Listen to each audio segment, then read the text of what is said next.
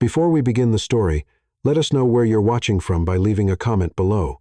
If you enjoy this video, don't forget to like and subscribe. Have a wonderful day. Enjoy the story, everyone. Evelyn Grace adjusted the hem of her vintage lavender dress for the third time, tugging it gently, as if trying to stretch her confidence along with the fabric. The lobby of the Willowbrook Estate Hotel shimmered with crystal chandeliers and a warm golden glow that clung to everything like expensive perfume. It was a place meant for polished shoes, last names with weight, and silk that whispered wealth with every step. She didn't belong here. Not really. Isabella had begged her to call me, her childhood friend, the bride's cousin, and now one of the bridesmaids spinning through the crowd in chiffon and charm. You'll love it, she'd promised, and I won't know a soul if you're not there.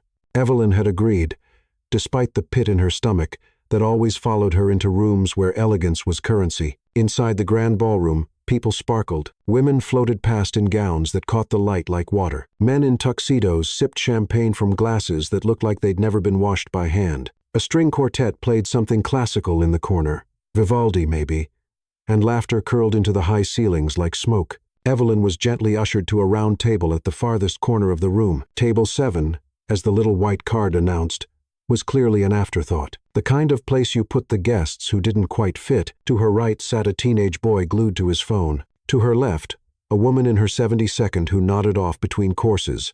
Across the table, two middle-aged men seemed locked in a silent competition of who could avoid eye contact the longest. She sat, folded her hands in her lap, and gave the room a practiced smile. Polite, pleasant, unassuming. Her dress, a find from a thrift shop, looked modest but charming in daylight. Here, under the chandeliers, it seemed faded. The once delicate lace looked tired, the shoes slightly too tight. She had pinned her hair into soft waves, hoping it would feel romantic. Instead, she just felt out of place. The worst part wasn't being alone, it was being invisible. She watched Isabella from afar, dazzling and effortless in her pale green gown, surrounded by people who knew which fork to use and how to glide across a marble floor. Evelyn glanced down at her untouched salad, poking at it like it might offer her company. She took a sip of lukewarm water and tried not to shrink in her chair. She reminded herself that she was not here to impress anyone. She was here for Isabella. She had a warm heart, a quick wit, a gentle laugh. That should have been enough. Still, her chest tightened with the ache of not being noticed, not just tonight, but in life. She arranged flowers for a living, helped others celebrate their most beautiful moments, and then quietly disappeared once the petals fell. That had become her rhythm. Bloom for others, wilt in silence.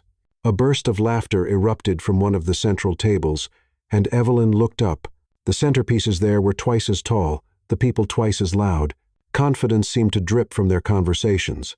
Her gaze drifted to the dance floor, where couples swayed in synchronized perfection, spinning under the soft lighting like scenes from a movie she hadn't been cast in. She pulled her phone from her clutch, pretending to scroll, pretending not to care. But then something shifted. It wasn't a sound, more like a silence. A breath held, a hush, subtle but undeniable, rolled through the room like the quiet before a storm. And then she saw him. He stepped into the ballroom like he owned the air. Tall, broad-shouldered, dressed in a tailored black suit with a dark gray tie, loosened just enough to look dangerous in the most polished way. His presence didn't demand attention. It absorbed it. A ripple moved through the guests. As eyes turned, whispers followed. But he didn't seem to notice, or maybe he just didn't care. His eyes, green and piercing, swept across the room, slow and deliberate. Evelyn's heart stuttered. She dropped her gaze, suddenly too aware of how alone she looked, but something in the air told her not to move. She dared one more glance, and that was when it happened. He was walking toward her. She blinked. Was he? She checked over her shoulder, half expecting someone more glamorous to be behind her, but no. He stopped right beside her chair, leather shoes polished to a mirror shine, the faintest hint of cedar cologne. Then, in a voice rich and calm, he asked, "Is this seat taken?" Evelyn's throat went dry. Her pulse thudded in her ears. "No, no," she said, flustered. She motioned toward the empty chair beside her. "Please." He smiled, not the kind of smile that apologized or excused itself. No, this one was intentional, curious, disarming. And then he sat at table 7 with her. For a moment, neither spoke. The rest of the ballroom buzzed on, but Evelyn felt like they had stepped outside of it, into a quieter place, into a space that didn't follow the rules of chandeliers and champagne. She noticed details. The way his cufflink shimmered like the sky before rain, the barely, their scar on his left temple. The way he looked at her, not through her, not around her, at her. "I'm Julian," he said simply, extending a hand. She took it. "Evelyn." "Nice to meet you, Evelyn," he said, his voice curling around her name like it belonged to something important. "I was late, and I needed an escape route. You seemed like the safest bet." She laughed, genuinely, the sound catching her off guard. Escape route from the madness? From relatives who think marriage is a finish line? From women trying to match me with their daughters? This table seemed calm. Evelyn raised an eyebrow. "You chose the misfit table on purpose." He leaned in slightly, conspiratorially. The best stories usually start at the wrong tables. She didn't know what surprised her more, that he'd said it, or that part of her believed him. And just like that, the night shifted. She was no longer the invisible girl in the faded dress. Something in her chest stirred. Not nerves, not fear, but the first flicker of being seen, really seen. For the first time in a very, very long time. The chair beside her gave a soft creak as Julian settled into it, and Evelyn could hardly believe it was real. She tried to breathe normally, but every cell in her body was suddenly alert, as though someone had turned up the brightness on the room. She glanced sideways, pretending to adjust her napkin, stealing another look at the stranger who'd so effortlessly disrupted her quiet invisibility. Julian. His name echoed in her thoughts, foreign and familiar all at once. He reached for the glass of water in front of him and took a sip, like he belonged there at this neglected table with its half-eaten salads and forgotten guests. Evelyn noticed how even his smallest movements were deliberate. His fingers were strong, his nails neatly trimmed. A man who paid attention. She cleared her throat gently. "So, you're not a fan of the main festivities?" He smiled. A slow, thoughtful kind of smile. "Let's just say I've already met my quota of fake laughs and small talk for the night." His voice had a smooth timbre, warm but slightly tired. Evelyn tilted her head, intrigued. "And yet here you are at a wedding. My best friend's wedding," he clarified. "I couldn't skip it. But I didn't sign up for the matchmaking committee or the business pitches between courses." "You got business pitches at a wedding?" she asked, raising a brow. "Oh, yes," he said with a chuckle. "One guy tried to show me a real estate deal on his phone while we were toasting the bride." Evelyn laughed. A real, unguarded laugh that shook her shoulders. "That's tragic." "Exactly," Julian said, watching her. "That's why I came looking for a different kind of conversation, and here you are." There was something in the way he said it. Not flirtatious, not exaggerated, just genuine. Like he actually wanted to be there. Like this moment wasn't an accident. "You might be disappointed," Evelyn said lightly. "I'm just a florist who was dragged here by her best friend." "I don't think that's disappointing at all," he replied. "Besides, I like flowers." She smiled, her fingers brushing the rim of her water glass. "Do you? Grew up around them?" "Actually, my mother had a greenhouse. Orchids. Mostly." She swore they had moods. "She's not wrong," Evelyn said, a spark lighting in her chest. "They do. Some bloom better when you talk to them. Others just want space." Julian leaned in slightly, resting an elbow on the table. "What do you do when one refuses to bloom at all?" "Patience," she said, without hesitation. "And a little faith." Their eyes locked then, just for a second too long, and Evelyn felt something shift. The music, the clinking glasses, the chatter, it all faded into the background. "Can I ask you something?" Julian said after a beat. "Sure. Do you always sit at the corner table and make the rest of the room look like it's missing something?" She blushed, startled by the unexpected compliment. "You don't even know me." "I'm trying to," he said simply, "but I'm already glad I came late." She didn't know what to say to that. It wasn't often someone saw her so directly, as if her presence wasn't just noticed, but appreciated. Most people looked through her, past her. He was doing neither. "Where's your seat supposed to be?" she asked, trying to keep her voice steady. He shrugged. "Up front, next to the groom, but he won't miss me for an hour or two." "You're a groomsman." "Guilty," he said, smiling again, "and guilty of desertion. That's kind of risk. Worth it, I think." Their conversation drifted into gentle, curious exchanges. He asked about her favorite flowers. She talked about the way peonies made her feel like spring could start again. He told her about a trip to the Scottish Highlands where he got lost and ended up having tea with a shepherd's wife. They laughed about weddings, about awkward toasts, about how both of them had nearly left early tonight. but neither of them had. Time, like the music, seemed to loop in soft circles around them. The longer they talked, the less Evelyn noticed the rest of the ballroom. She stopped shrinking into her chair. Her spine straightened, her voice softened and warmed. At one point, a waiter approached and tried to discreetly whisper something in Julian's ear. "Mr. Hawthorne, the family is asking." Julian lifted a hand. "Tell them I'm exactly where I want to be." The waiter hesitated, then nodded and stepped away. Evelyn blinked. "Mr. Hawthorne." Julian exhaled. "Right. I suppose that's fair to explain. My name's Julian Hawthorne. I run a company. A few, actually." She tilted her head. "You say that like you're trying not to sound like a CEO." "I'm trying not to sound like a cliché," he replied. "But yes, I own Hawthorne & Co. We're in tech, real estate, investments, boring stuff." Really, her mind reeled slightly. She'd heard that name on a billboard, in an ad, maybe in a headline once. She tried to keep her expression neutral. But he noticed, "You okay?" "Yeah, just."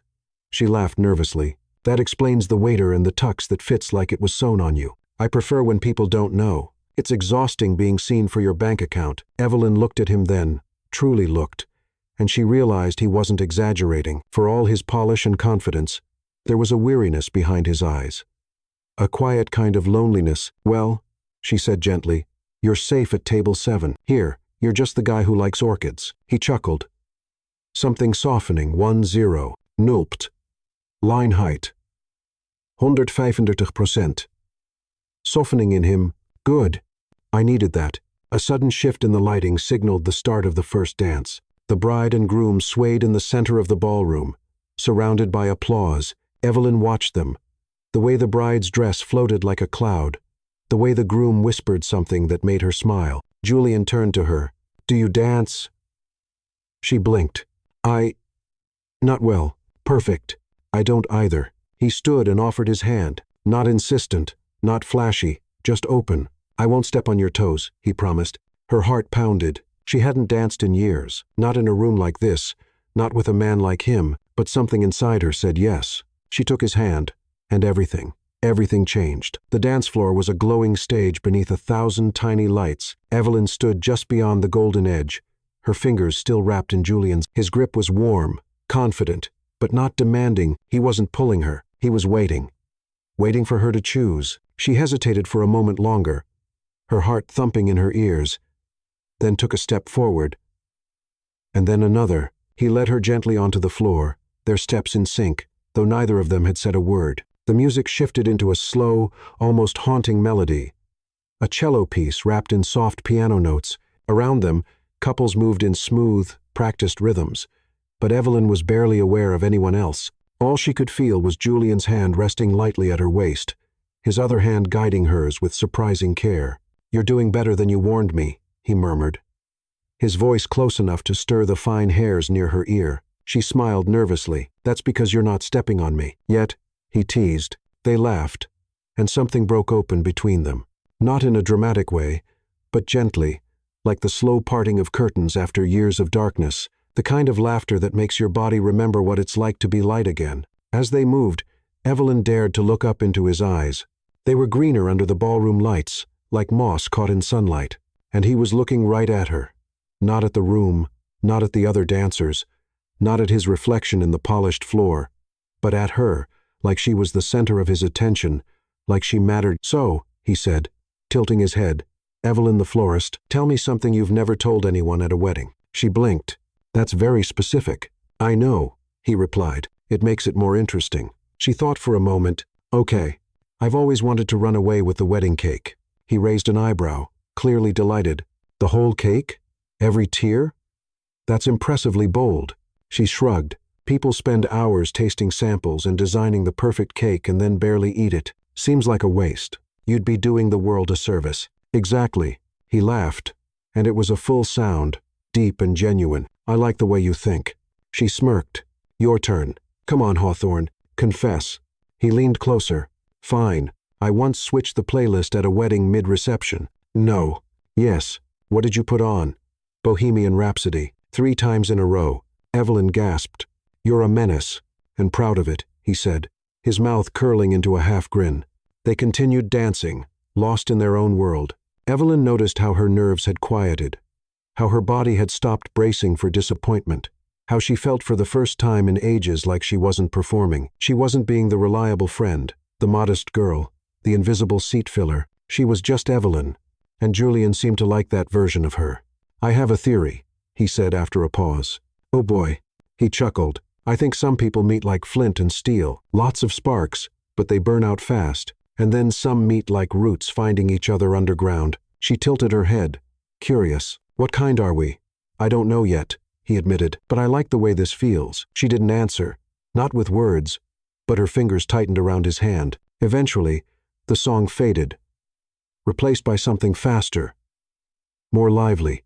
The dance floor erupted into motion. Julian stepped back slightly, reluctant to let go. "Want to keep going?" he asked. She glanced around. "I think we just survived one song without major injury. Might be best to quit while we're ahead." "Fair point," he said, offering his arm like a gentleman. "Shall we retreat?" They returned to table 7, now oddly warm in its familiarity. Evelyn's water glass had gone untouched. Her salad was even less appetizing than before, but none of it mattered now. As they sat, the air between them remained charged, but in a calm way, like a storm had passed, and left behind the kind of silence that feels sacred. Julian rested his elbow on the table and looked at her. "You're not what I expected, good or bad." "Unexpected doesn't need a label," he replied. "It just stays with you." She smiled softly. "You're not what I expected either. Because I own companies?" "No," she said, shaking her head. "Because you sit at tables like this when you could sit anywhere." He seemed to study her for a moment, his expression unreadable. Then he said quietly, "I sit where I find something worth staying for." It hit her harder than she wanted to admit. She looked down, brushing a non-existent crumb from the tablecloth. "You know," he continued, "it's strange. I've spent years walking into rooms like this, filled with people, noise, performances, and I've never wanted to stay as much as I do right now." Evelyn looked up. His eyes hadn't moved. They were still on her. A strange warmth spread through her chest. She should have been skeptical, defensive, but something about the way he spoke, the way he didn't try to impress her, made it hard to keep her walls up. "What happens next?" she asked, half teasing, half curious. Julian leaned back, thoughtful. "Well, I'd offer to buy you dinner, a proper one, with real conversation and less glitter." She laughed. "That sounds nice. I'd like that too." They sat in silence for a beat, the kind that didn't feel awkward, but full, pregnant with possibility. Then, someone called Julian's name from across the room. It was the groom, waving, clearly wondering where he'd disappeared to. Julian glanced at Evelyn, then back at his friend. "I should go say hello," he said, a little reluctantly. She nodded. "Of course, go be a groomsman." He stood, slowly adjusting his cufflinks. Then he turned to her. "Don't disappear." She blinked. "I won't." He smiled. "Good." And with that, he walked away, weaving through tuxedos and sequins, leaving behind the scent of cedar and something harder to define, something she couldn't name yet. Evelyn sat there, her fingers still tingling from where they had touched. She wasn't sure what had just happened, but it felt like something rare, something she didn't want to lose. When Julian returned, it wasn't with the casual stride of earlier, but with an almost magnetic focus. His eyes found Evelyn across the room, like she was gravity. Like something in him recognized exactly where to go. She was still at table 7, tracing the rim of her glass with the tip of her finger, lost in thought. She looked up and saw him coming, and for the briefest moment, she forgot how to breathe. "You stayed," he said softly as he pulled the chair beside her. "I said I would." He smiled. "I don't always believe people when they promise things." "Well," she replied, tilting her head, "maybe tonight's the exception." A familiar slow rhythm began to play, the kind of music that fills a room with quiet anticipation, not flashy, not loud, just intimate. Julian's gaze drifted toward the dance floor, then back to her. "Can I tempt you into another?" Her pulse quickened. "Even after I told you I'm a terrible dancer?" He stood and extended his hand. "Anyway, I'll take my chances." And something about the way he said it unrushed, steady, sure made her heart move before her feet did. She slid her fingers into his, allowing him to guide her once more into that soft golden space where chandeliers sparkled like stars. And the world quieted just enough to hear your own heartbeat. This time, He held her a little closer, and this time she didn't pull back. Their hands found each other naturally, and his other hand rested gently at the small of her back. There was nothing hurried in his movements, no show, just presence. He was there, she was there, and the music carried them. Around them, couples danced with practiced grace. But Evelyn wasn't watching. She didn't care about anyone else's rhythm or elegance. She was too consumed by the way Julian moved with her, how he anticipated her weight before she shifted, how his touch was confident but never possessive. Like he wasn't leading her, but discovering the dance with her. "How do you do that?" she whispered. "Do what?" "Make me feel like I've done this before." He smiled against her temple. "Because you have. You just forgot." She swallowed hard, unsure whether it was the music or his voice making her chest ache. As the dance unfolded, their silence became the loudest thing between them. Not uncomfortable, not hesitant. It was the silence of something building. His fingers brushed the back of her shoulder, then moved as if by instinct to tuck a loose strand of her hair behind her ear. His knuckles skimmed her cheek as he did it, and she leaned just slightly into the gesture. Her breath caught. So did his. "I don't usually dance at weddings," he murmured. She pulled back just enough to look at him. "You're pretty good at pretending you do." He chuckled. "Maybe you're just easy to dance with." Their gazes held longer this time. There was a stillness in the space between their faces, a fragile closeness that hummed with possibility. Evelyn didn't know if it was appropriate. She didn't know if anyone was watching. And for the first time in her life, she didn't care. She was in the arms of a man who had sat beside her when she had been invisible, who asked real questions, who listened, who danced with her like she mattered. The song slowed, then faded.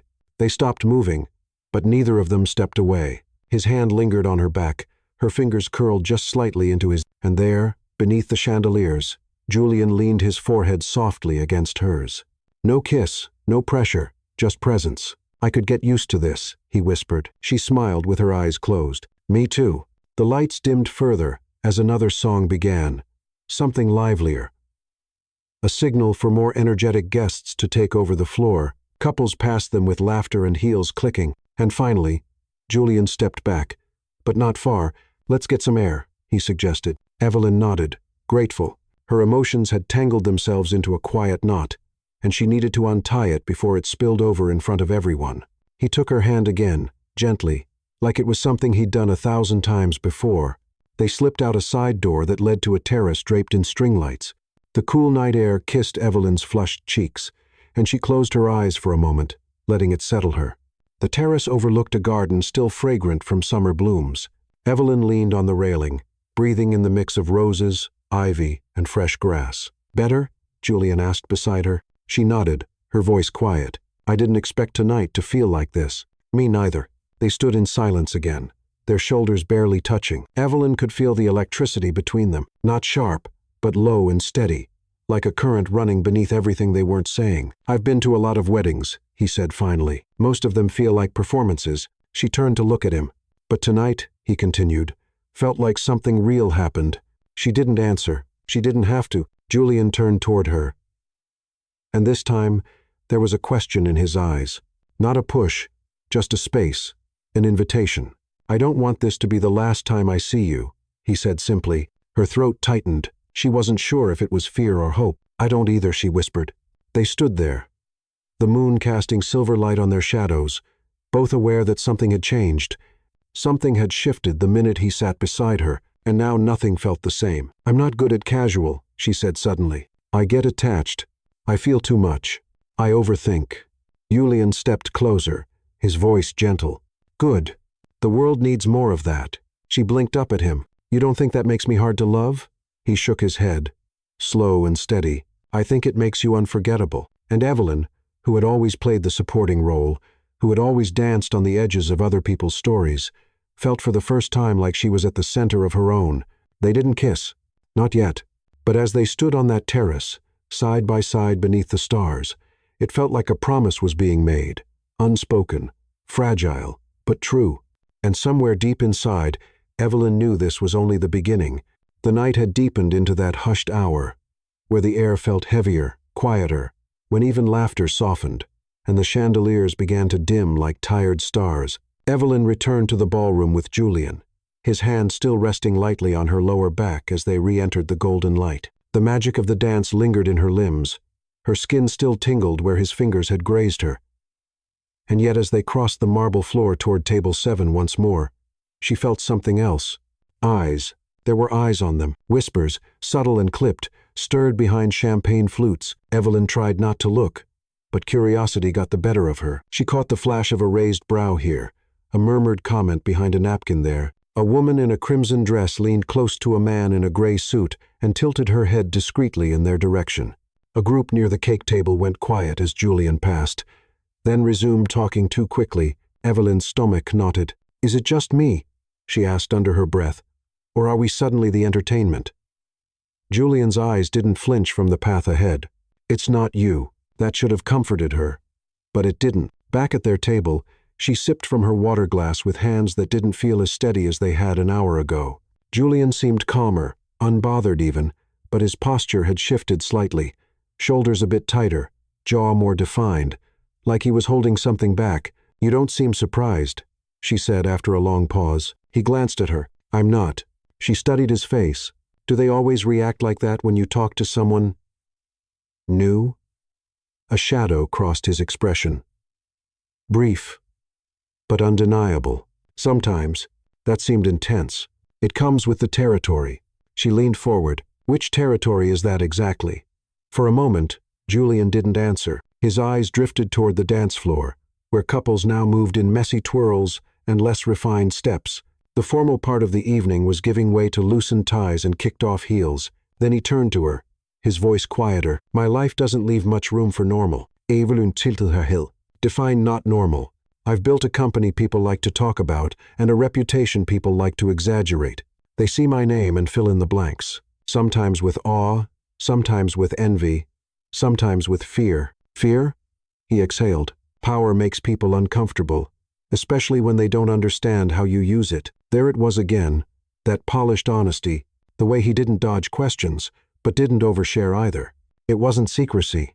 It was discipline. A man used to being scrutinized. A man who had learned to keep some things for himself. "Can I ask you something personal?" she ventured. "You've earned that right." She hesitated. "Why me?" His brow furrowed slightly. "What do you mean? Why did you sit with me? Stay with me? Everyone here clearly knows who you are. They expected you to be somewhere else with different people. People who match your world." A muscle in his cheek tensed. He leaned in, lowering his voice. "Because when I walked into that ballroom tonight, everyone looked at me the same way they always do. With calculation, with expectation, like I was a puzzle they wanted to solve for their own benefit." He paused, his gaze steady on hers. "But you," he said, his voice almost a whisper. "You looked at your salad like it was a complicated decision. You looked at the bride like she was magic. You looked at me like I was just a man." Evelyn's throat tightened. It continued. "Softer now. You made me feel human. Do you know how rare that is?" She didn't know what to say. So, she said nothing. Instead, she reached out, resting her hand gently on the back of his. He looked down at the touch, then up at her again. But before either of them could speak, a sharply dressed man in his 42nd approached their table. His presence was sharp, clean suit, polished shoes, and an air of subtle authority that marked him as someone who was used to being heard. "Julian," the man said, nodding tightly. "We need a word." Julian's shoulders stiffened. "Now?" The man gave Evelyn a glance, brief, but assessing. "Preferably." Julian sighed, then turned to her. "I'll be right back." She nodded. Of course, he stood and followed the man toward a quieter corner of the ballroom near the bar. Evelyn watched them go, her stomach twisting with a sensation she couldn't quite name. The man spoke quickly, his gestures restrained, but firm. Julian listened, arms crossed, expression unreadable. She looked away, pretending not to watch. But a few moments later, she heard footsteps and turned to see Julian returning, his jaw tight. "Everything okay?" she asked, trying to sound casual. He sat down, brushing invisible lint from his jacket. "Just a reminder that not everyone likes surprises," he said, eyes narrowing slightly. "Especially when they involve someone unexpected." Evelyn blinked. "You mean me?" He didn't answer right away. "My business partner. He's protective of the company, the brand, the image." She felt a chill creep in, "and I'm a threat to that image." Julian's eyes met hers, sharp but not unkind. "You're a reminder that I don't always follow the script." She stared at the tablecloth, her heart sinking. I didn't mean to cause trouble. You didn't. Still, I shouldn't be the reason people question your choices. Evelyn, he said, his voice firm but calm. If being with you makes people uncomfortable, that says more about them than about you. She didn't respond right away. Her fingers toyed with the edge of her napkin. Then, finally, she looked up. I'm not used to this. Used to what? Being noticed? Protected? Taken seriously. You should be, he said. His certainty unsettled her in the best way. He leaned in again, quieter this time. I don't want to scare you off. You're not. A new song began to play, softer this time, a ballad full of strings and silence, but neither of them moved to dance again. Instead, Julian looked at her with a kind of gentle warning in his gaze. There are things about my life I can't explain in one night, he said, not because I don't trust you, but because some things take time. Evelyn nodded. I understand. Do you? I think so. I know what it's like to protect something fragile. He looked at her for a long time, his expression unreadable. Then he offered a single sentence that lingered like a promise. I'll let you in, just not all at once. And somehow that was enough. For now, the morning light filtered through Evelyn's studio apartment, like a quiet visitor. It crept along the hardwood floor, catching the scattered petals from yesterday's arrangements and the half-finished bouquet resting on her tiny work table. The scent of jasmine lingered in the air, soft and familiar. She was still thinking about the wedding, about Julian, about how he had seen her. Really seen her. It had been 2 days, and he hadn't vanished. Instead, he'd sent a message that morning. Dinner tonight. I'll send a car. Dress for something comfortable. But let me surprise you. The message had arrived with a small bouquet of white peonies. Her favorite, though she hadn't told him that. She read the text 3 times before replying, her fingers hesitating over the keys as her heart pounded. Okay, I'll be ready. By 6:30, Evelyn stood by the front door of her building, watching the sky change colors above the city. She wore a pale blue wrap dress, simple and soft, paired with sandals that had only a faint scratch on the heel. Her nicest pair. She had no idea what to expect. When the car pulled up, it wasn't just a car. It was a black town car, polished like obsidian, with a driver in a dark uniform who stepped out and opened the door for her, as if it were the most natural thing in the world. Miss Grace? The man asked with a polite nod. She blinked. Yes. Mr. Hawthorne asked me to bring you to him. The drive was silent, smooth, surreal. Outside the tinted windows, the city shifted from the familiar buzz of working-class corners to wide avenues lined with glass towers and marble storefronts. The sidewalks thinned, the cars became sleeker, the pedestrians more polished. Her fingers tightened slightly around her clutch. When the car stopped, the driver stepped out again and opened the door with the same calm grace. Evelyn stepped onto the sidewalk and looked up. They were in front of a tall, modern building with a mirrored facade that stretched toward the clouds. At the entrance, a doorman nodded and held the door before she could even touch it. She swallowed hard. This was another world. The lobby was silent but luxurious. Marble floors gleamed beneath her feet. A chandelier that looked like falling glass droplets hung from the ceiling. Every surface shimmered. Before she could fully take it in, a private elevator opened. Inside, she stood alone as the elevator ascended quietly, faster than expected, smoother than anything she had ever experienced. Then the doors opened, and there he was. Julian stood barefoot in the doorway of what could only be described as a penthouse carved out of a dream. He wore a navy sweater pushed up at the sleeves and dark slacks. Casual, comfortable, effortlessly elegant. Hi, he said with a smile that didn't try too hard. Hi, she replied, her voice soft. He extended a hand. Come in. She stepped into the apartment, her sandals clicking softly against the dark hardwood floor.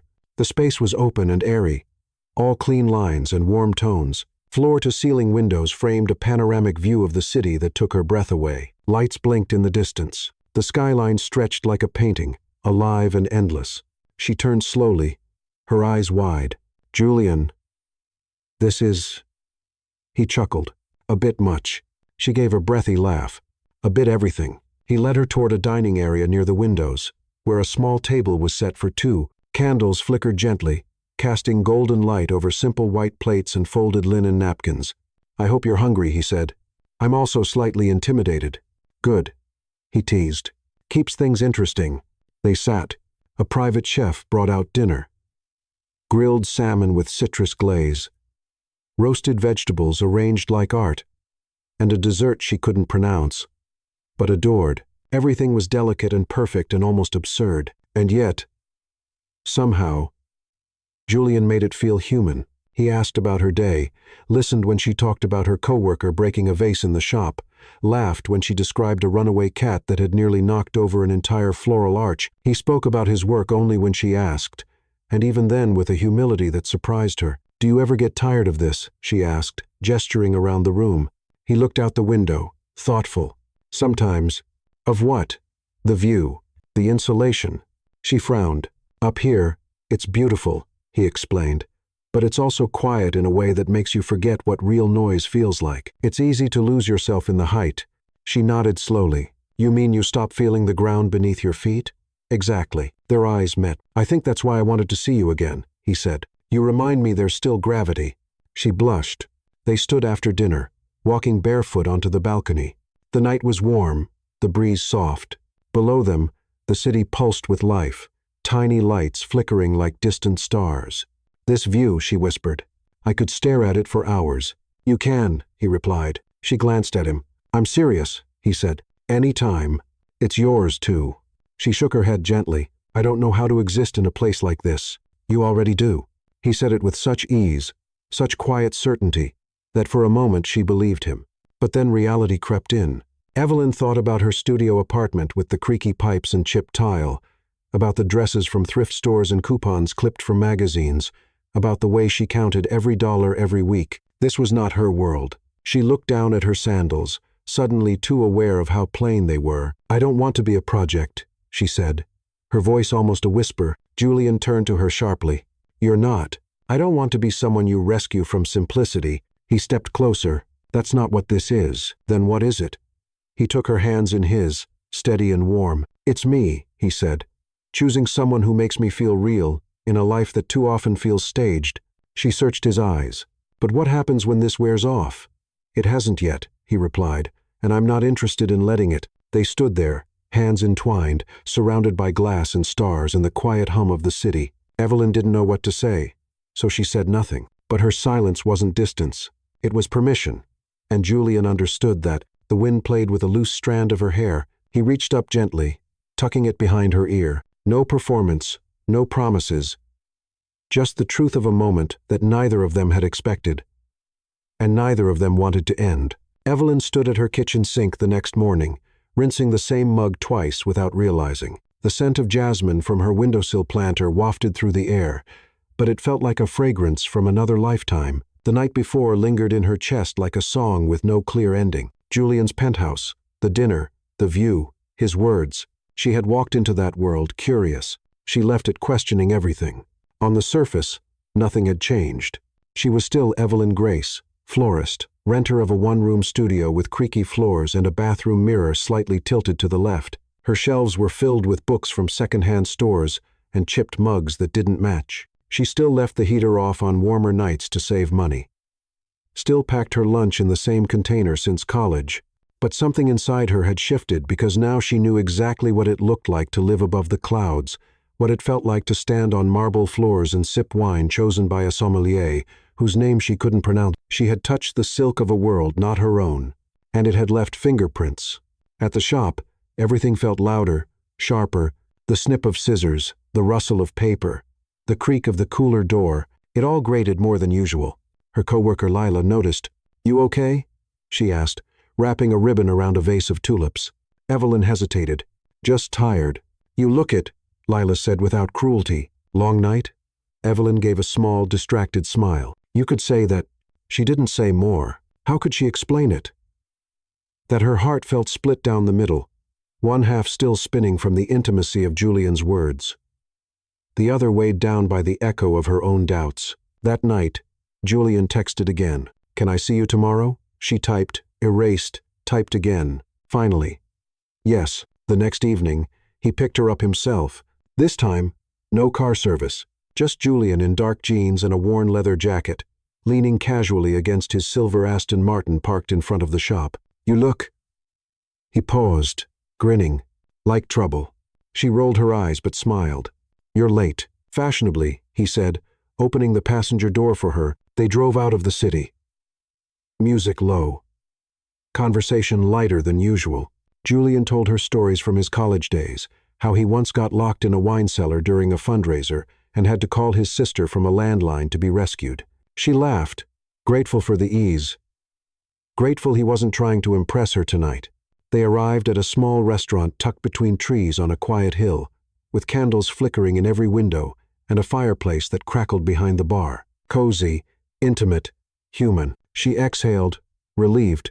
But as the hostess greeted them, Evelyn noticed the subtle pause when she said Julian's name, the straightening of posture, the shift in tone, like something clicked, and suddenly, they weren't just a couple on a date, they were his guests. They were seated at a table by the fire.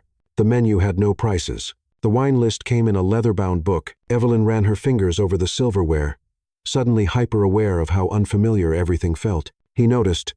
"You okay?" he asked gently. She smiled too quickly. Of course. But the truth gnawed at her. It wasn't just the restaurant. It was everything. The way the waiter deferred to Julian, the glances from the other diners, the scent of cologne she couldn't name, the quiet pressure of trying to belong in a place that had its own language. By the time dessert came, she was quiet. He leaned forward. "Talk to me." She looked down. "I don't want to ruin the night." "You won't." She hesitated. "Then, I don't know how to fit into your world." He didn't speak right away. "You don't have to. That's easy for you to say, is it? You've never had to count how many meals are left in the fridge before payday, or fix your shoes with glue, or decide which bill can wait another week." His expression didn't change, but something in his eyes softened. "You think I don't know struggle? I think you forgot it." That landed heavier than she intended. She looked away, ashamed. "I'm sorry," she whispered. "That wasn't fair." "No," he said quietly. "It was honest." She nodded. Throat tight. She started, then stopped. "I don't want to be someone you bring into your world like a novelty, a break from the noise."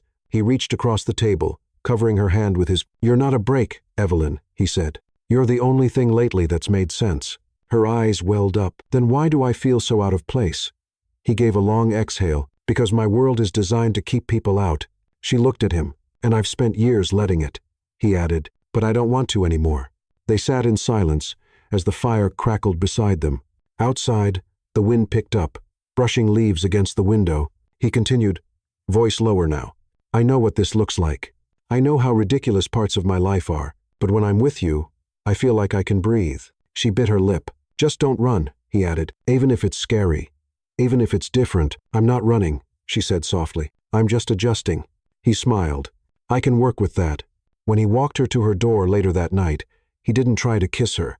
He just held her hands and looked at her like she was the only solid thing in a world made of smoke. And for the first time, she believed him almost.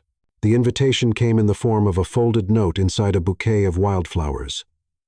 "Let me show you where I go when the noise gets too loud." No date, no time, just that. Evelyn held the paper between her fingers, her heart thudding with a strange mixture of fear and curiosity. Julian hadn't called or texted since their dinner, only this. But somehow it felt like more than a message. It felt like a key. That Friday, he arrived in person. He wore jeans, a worn flannel shirt, and boots that looked like they remembered mud. His car this time wasn't sleek or silver. It was a navy SUV with scratches on the sides and pine needles still stuck to the tires. "Ready?" he asked. She stared at him, her mind racing. "Where are we going?" He smiled. "Away." They drove for hours, the city falling away behind them like a dream dissolving. Buildings turned to fields, fields to woods. The air changed, too. Less exhaust, more earth. Evelyn rolled down the window and let the wind tangle her hair. For the first time in days, she didn't feel watched. She didn't feel small. She just existed. Julian played music she didn't expect. Old acoustic tracks, indie folk songs she'd forgotten she loved. They didn't talk much, and that was okay. The silence between them had grown comfortable. Eventually, they turned onto a dirt road flanked by tall trees and winding fog. At the end of it stood a cabin, modest, weathered, and surrounded by nature so still it made Evelyn hold her breath. "This is yours?" she asked, stepping out. He nodded. "My grandfather built it. I keep it the way he left it." The lake shimmered behind the trees, catching the last rays of daylight. A small wooden dock reached into the water like an open hand. Birds chirped somewhere above. The only sound was nature itself. Evelyn wrapped her arms around herself. "It's beautiful," Julian grabbed their bags and gestured toward the porch. No service. By the way, no internet, no signal, no Wi-Fi, no distractions.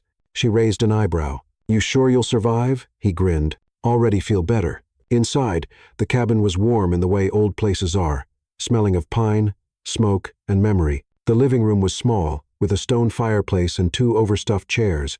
A faded quilt draped over the couch. The walls held framed black and white photos of men in fishing hats and women laughing beside wood stoves. Julian placed the bags down and looked at her. Hungry?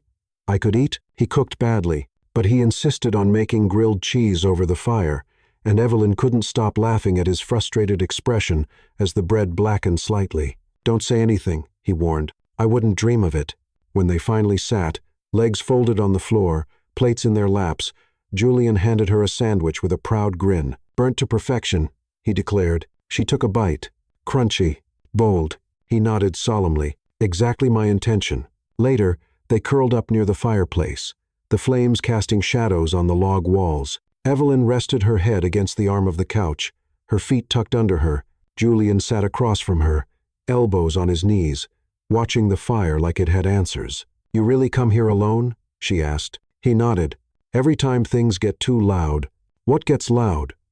Expectations. People. The voice in my head that keeps a scorecard. She tilted her head. Scorecard? He looked at her. Success comes with rules. Keep growing. Keep proving. Don't show weakness. Don't slow down. And here. No one knows my name. She let his words settle in. I can see why you love it, she said. It feels honest. He smiled. That's the point. Evelyn stared into the fire. The crackling soot reminded her of childhood winters, of sitting beside her dad on cold nights with mismatched socks and stories about stars. It had been a long time since she'd felt something so real, so unpolished. They didn't speak for a while, just breathed in the silence. It was Julian who broke it. You want to know the truth? She looked at him. I used to come here to be alone. Now I think I come here to remember who I was before everything got complicated. She nodded slowly. And who was that? He chuckled. A boy with scraped knees who thought money could fix everything. Can it? He met her gaze. No. The honesty in his voice cracked something open inside her. She looked down, fingers picking at the edge of the quilt. I used to believe that love came with conditions, she said quietly. What kind of conditions? Be good. Be small. Don't ask for too much. Don't break. Be easy to love. Julian moved closer, kneeling in front of her. That's not love. It's what I learned. Well, unlearn it. Her eyes welled up. He reached for her hand, held it like it was something fragile, something rare. You don't have to perform here, Evelyn, he said. You can just be. Her lip trembled. I don't know how. He squeezed her fingers gently. Then let this be your practice ground. They stayed like that, hands clasped, fire dancing in their eyes. She had no words, only the sensation of being safe. Later, when the fire burned low and the only sound was the lake brushing against the shore, they stepped outside. The stars were impossibly bright. No city lights to outshine them, just sky and water, and 2 people learning how to see each other without distraction. Evelyn leaned against the wooden railing of the porch, arms wrapped around herself. Julian stood beside her. You cold? He asked. A little. He draped the quilt over her shoulders. She looked up at him, searching for some sign that this wasn't too good to be true. But he was looking at her like he had nothing else to hide. And for once, she believed it. He didn't kiss her. Not yet. But something deeper passed between them. Quieter than desire. Louder than words. Trust. The city seemed louder after the lake. The honking, the sharp angles of glass buildings, the blur of people brushing past. It all hit Evelyn differently now, as if the quiet from the cabin still clung to her skin, making the city feel foreign, noisy, artificial. Julian parked his car outside her building and walked her to the door, holding her hand like they hadn't just spent the last 2 days wrapped in pine and silence. She turned to him, heart still half in the woods. Thank you, she said softly. For what? For not rushing anything, for letting me breathe. He smiled. I like your pace. She leaned in, and for the first time, kissed him. It was slow and steady, like the lake, like truth. Days passed, and things moved gently. They texted, called, met for coffee when their schedules allowed. Julian visited her shop more than once, often under the excuse of needing inspiration, though he left with single stems and a new reason to smile. It was Evelyn who suggested he join her at the charity gala. "It's at the Botanical Gardens," she said, eyes lit with anticipation. "I do their centerpieces every spring." Julian hesitated. "You sure?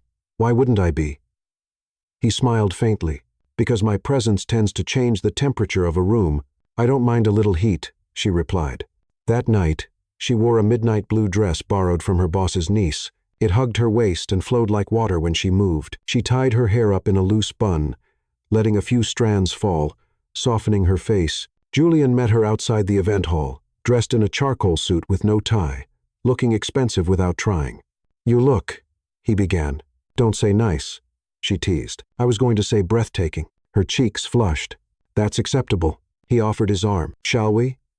The gala was held under a canopy of twinkling lights nestled among rose beds and manicured paths. Waiters carried trays of champagne and smoked hors d'oeuvres. Music played low and classical. At first, everything felt magical until it didn't.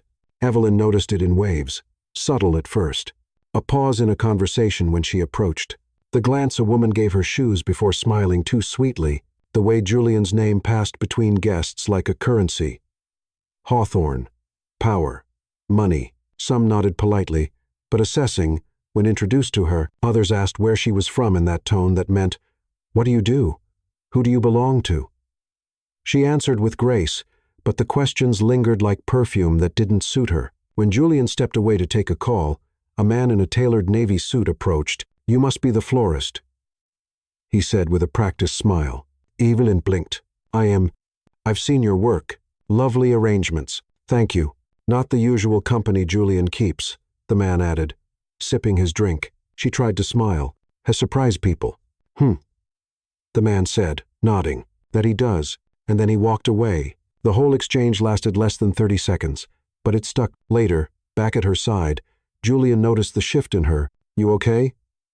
he asked, brushing his hand lightly along her arm. She nodded, lying too easily. "Fine." They danced. He held her like no one else mattered, but she felt them all watching. And when the night ended and he dropped her off, she didn't kiss him, just squeezed his hand and said, "Thank you for tonight." The next morning, Julian stormed into his office, jaw tight. "You spoke to her," he demanded, slamming the door behind him. His business partner, Marcus Langston, looked up from his laptop. "Good morning to you, too." "Don't deflect." "You approached Evelyn." Langston raised a brow. "At the gala?" "I merely introduced myself." "You made her uncomfortable." "I made an observation," Langston replied. "She's sweet and incredibly out of her depth." Julian's eyes darkened. "That's not your judgment to make." Marcus leaned back. "You've worked hard for this brand, Julian. For your reputation. One public misstep. One wrong impression. And we're fielding questions from investors." Julian's hands curled into fists. "You think she's a liability?" "I think she's a reality check." Julian stared at him. "Then maybe reality needs adjusting." And he left without another word.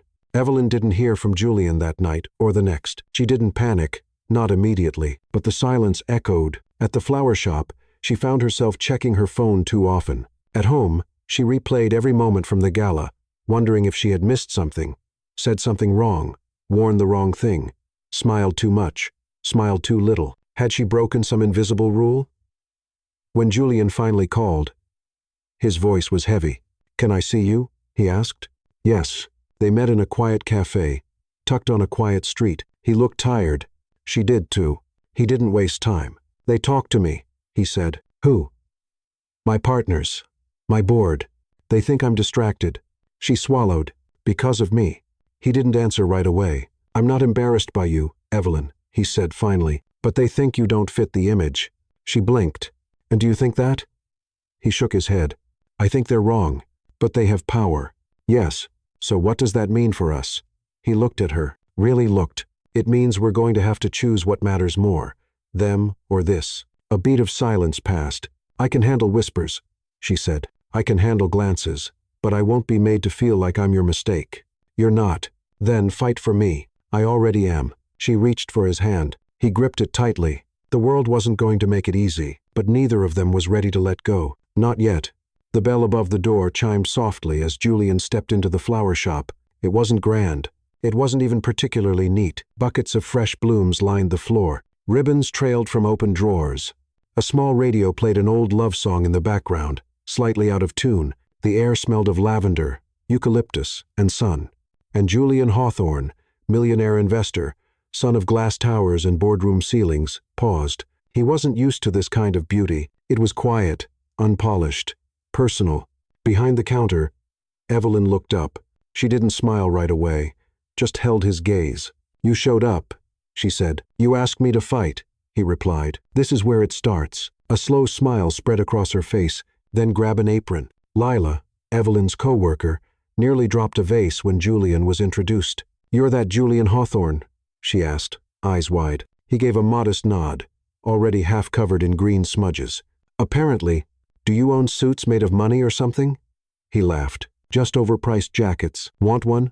I want your tax bracket." Evelyn groaned. "Lila." "What?" "I'm being welcoming." They spent the morning assembling bouquets. Julian, surprisingly, followed instructions well, once he stopped trying to color coordinate based on stock prices. Evelyn watched him carefully. He wasn't just pretending. He asked questions. He got dirt under his fingernails. He tied ribbons that were lopsided but sincere. At one point, he held up a small arrangement of tulips and daisies. "This is crooked," he said. "It's charming." "You mean terrible?" "I mean, it looks like something made by someone who cares." He looked at her. "Then I'll take it." She laughed, and just like that, the heaviness from the gala began to dissolve. That afternoon, Julian stayed for lunch. Not reservations, not rooftop sushi, a small neighborhood pizza place where the owner knew Evelyn's name and brought out garlic knots on the house. They sat in a booth with chipped red leather, paper napkins, and soda in tall plastic cups. Evelyn folded her slice in half like she always did. Julian attempted the same and ended up with cheese on his cuff. "You're very brave," she teased. "I like to live dangerously," he replied, licking sauce from his thumb. Their laughter blended into the clatter of dishes and background chatter. For the first time in weeks, neither of them felt like they had to explain who they were. They just were. Julian leaned back, eyes softening. "I can see why you like it here." She tilted her head. "Because of the pizza?" "Because of how people look at you," he continued. "Not because they want something, not because they expect you to be anything, but exactly who you are." Her breath caught.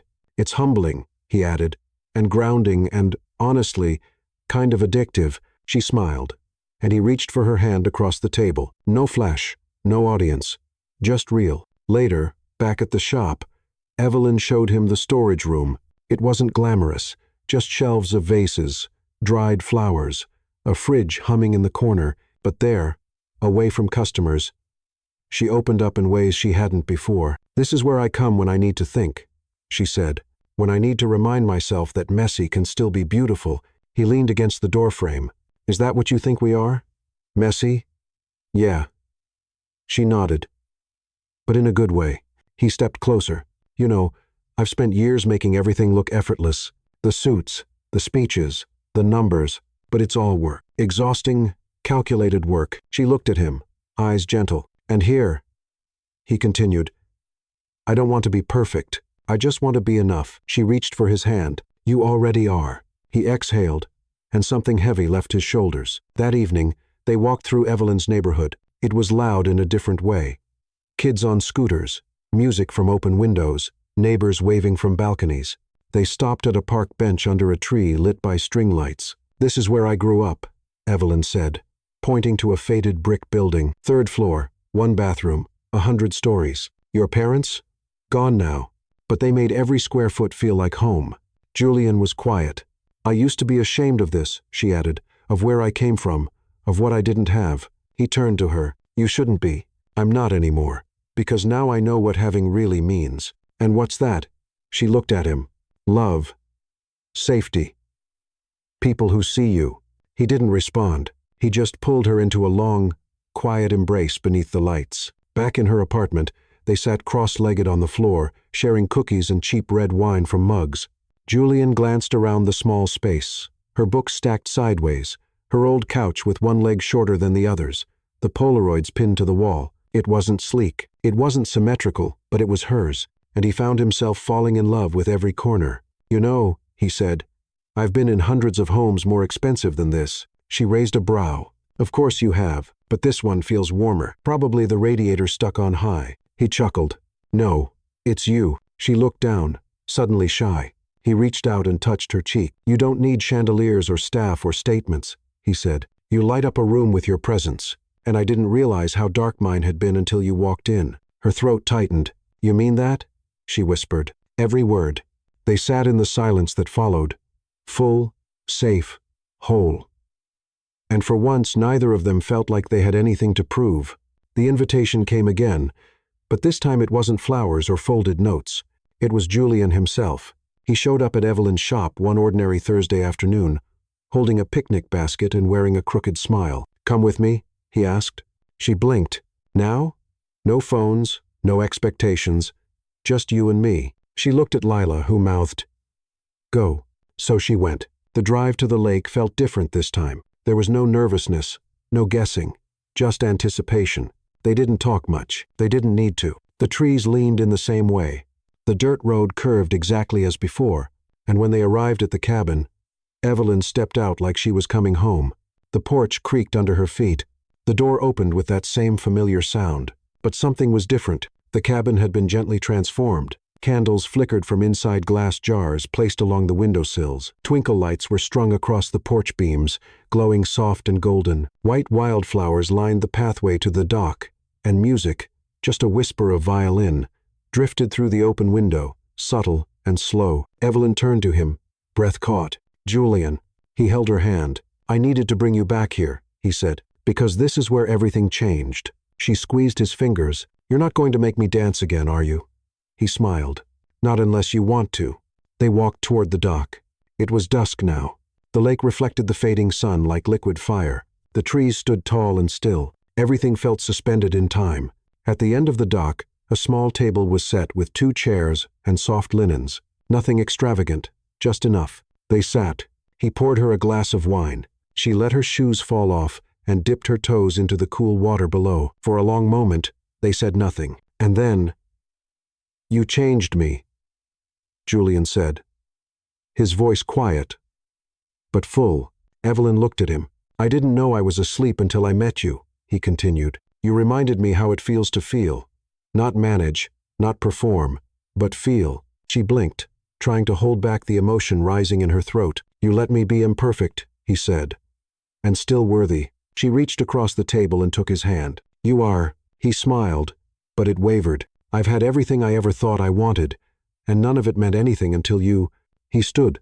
Her heart skipped. "I want the world to see what I see in you," he said. He walked around the table slowly. Then, on the edge of that weathered dock, surrounded by lights and water and memory, he dropped to one knee.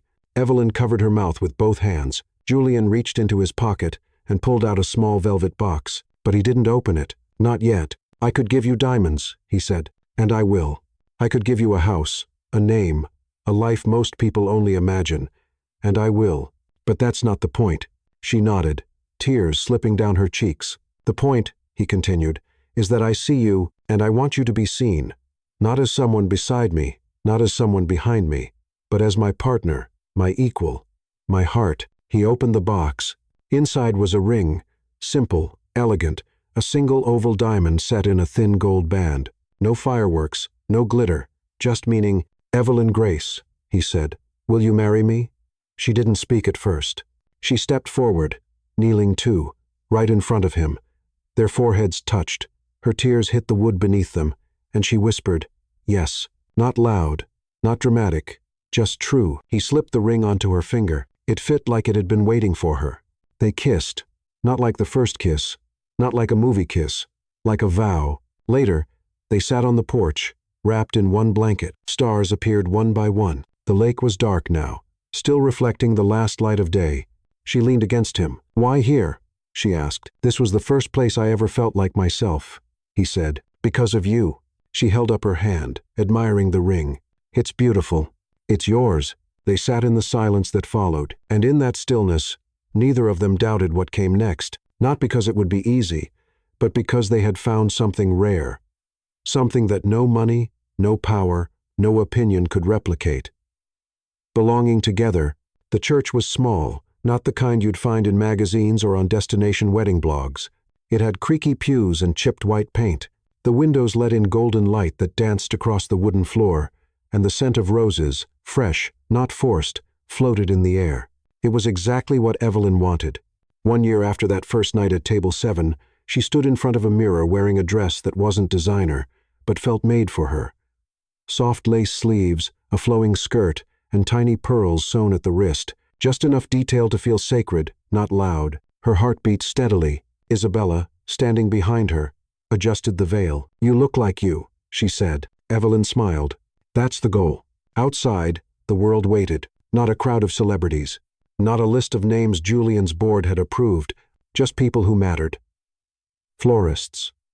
Friends. A few of Julian's colleagues who'd come to understand who he really was. Lila, in a blush dress, cried before the ceremony even began. And Julian, waiting at the altar, he wore a tailored navy suit. No tie. Sleeves slightly rolled, his hair was just a little out of place, like he'd run his hand through it a few times, too many. And when Evelyn stepped into the aisle, flanked by candles and the soft swell of strings, he looked at her like she was the only thing he'd ever gotten right. She walked slowly, each step a quiet vow, each breath a release of everything she used to believe she didn't deserve. When she reached him, he took her hands like he'd never let them go. The officiant spoke gently about love, about patience, about building something that could stand when the storms came. And then they read their own vows. Julian's voice trembled once, but he didn't hide it. "I fell in love with you the moment you looked at me like I wasn't anything more than a man," he said. "You saw through everything, and you stayed, and you taught me how to stay too." Evelyn's eyes blurred with tears. "I thought I had to shrink to be loved," she said, "but you gave me space to grow. You never asked me to be anything other than myself. And somehow, that made me more." They didn't promise perfection. They promised presence. They didn't speak of fairy tales. They spoke of mornings when one might be tired and the other patient, of forgiveness, of dancing barefoot in kitchens and fighting about laundry, and still choosing each other at the end of every single day. When the ring slid into place, it wasn't magic. It was choice. And that made it even more sacred. The reception wasn't in a ballroom. It was in a garden, tables beneath string lights, laughter rising with the dusk. Flowers everywhere, not in tight arrangements, but wild, blooming freely. Evelyn had made each one by hand with help from her team. No florist was off duty that day. Julian stood near the dance floor, talking to Evelyn's old neighbor. He looked comfortable, even with dirt on his shoes from the grass. He laughed, leaned in, listened. He belonged. Evelyn watched him from a distance, her husband, still strange to say, still exactly right. Isabella walked over and handed her a drink. "You didn't just marry a man. You softened him." Evelyn smiled. "He softened me, too." They toasted. Later, as the sun slipped behind the trees, Julian found Evelyn again. "Dance with me always." They moved slowly under the lights, surrounded by people who had rooted for them, and people who had once doubted and now stayed quiet. There were no grand speeches, no confetti, just hands, just rhythm, just presence.